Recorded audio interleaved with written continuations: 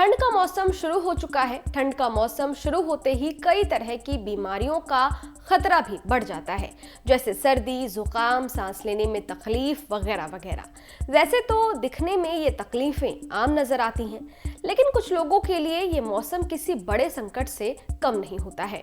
ठंड के दिनों में अक्सर नाक ब्लॉक हो जाती है और सांस लेने में परेशानी होने लगती है। कई लोगों को ठंड में घबराहट भी महसूस होने लगती है। जिन लोगों को अस्थमा या रेस्पिरेटरी डिजीज यानी फेफड़ों से जुड़ी समस्याएं होती हैं, उनके लिए सर्दियों में आसानी से सांस ले पाना एक बड़ी चुनौती बन जाता है। लेकिन कई लोग ऐसे भी हैं जिनको सांस की कोई बीमारी तो नहीं है, पर फिर भी ठंड में सांस लेने में दिक्कत होने लगती है। ऐसा क्यों होता है? इसके पीछे की वजह क्या है? कैसे पता करें कि सांस की तकलीफ बड़ी बीमारी का लक्षण है? घबराहट होने पर धड़कन क्यों बढ़ जाती है? इन तमाम सवालों के जवाब ढूंढने के लिए हमने डॉक्टर से बात की है।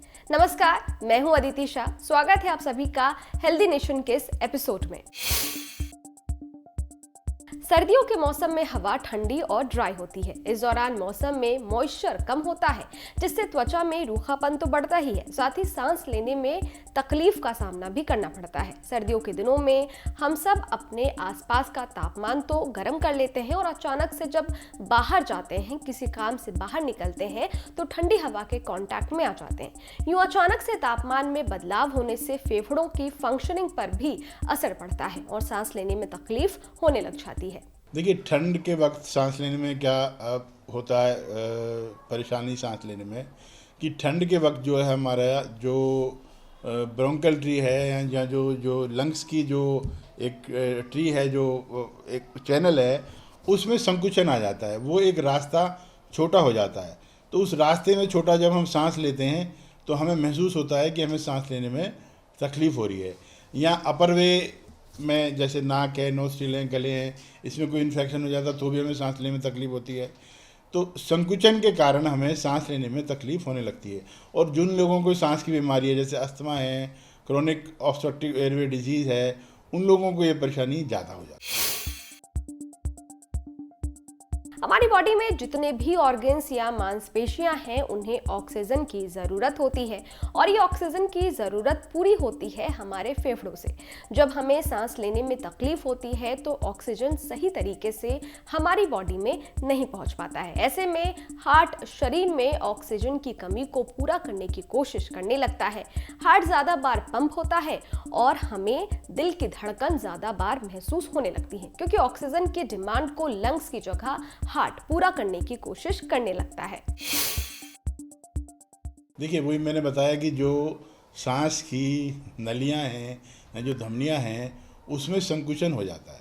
और आप देखें किसी भी चीज़ में, मान लो हम एक बोलते हैं, बोलने के वक्त भी अगर हमारे लिप्स छोटे हो जाएं या हम एक सीटी जैसी आवाज़ आती है, तो एक विसिल जैसी आवाज़ है, जो वहाँ से सांस निकल रही है और संकुचन है, तो वहाँ से हमारी जो सांस आती जाती है, तो हमें एक विसल या सीटी जैसी आवाज़ भी सुनाई देने लगती है। अगर हम शांत वातावरण में बैठें तो वहाँ वो आवाज़ हमें ज़्यादा सुनाई देगी। देखिए, जो बार बार घबराहट हो रही है आपको, तो सांस लेने की तकलीफ़ की वजह से घबराहट हो रही है, तो ऐसे में अगर आपको अस्थमा है या ब्रोंकाइटिस है या सांस की तकलीफ़ है या क्रोनिक सांस की तकलीफ़ है, ख़ासतौर से बुज़ुर्गों को, तो वो जो अपनी दवाइयाँ सेवन करते हैं वो नियमित रूप से दवाइयाँ लें। उसके बाद भी अगर परेशानी हल नहीं हो रही है तो अपने चिकित्सक से संपर्क करें।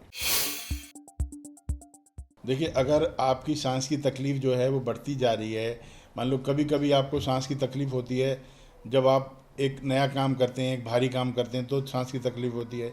एक बार आपको होती है कि आप अपना रूटीन काम करते हैं या थोड़ा चलते हैं, उसमें सांस की तकलीफ़ होती है। एक ऐसी स्थिति आती है कि आप बैठे भी हुए हैं या थोड़ा अपनी डेली एक्टिविटीज़ कर रहे हैं तो भी आपको सांस में तकलीफ़ हो रही है। तो अगर आप अपना रूटीन वर्क कर रहे हैं और उसमें भी आपको सांस की तकलीफ़ हो रही है, तो एक ये घटना का सबब है कि आपको तुरंत अपने चिकित्सक से संपर्क करना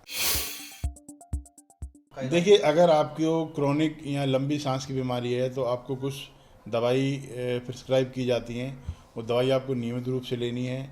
और सर्दियों में अगर आपको प्रॉब्लम बढ़ जाती है तो कुछ और दवाइयाँ आपको ऐड कर दी जाती हैं, बढ़ा दी जाती हैं।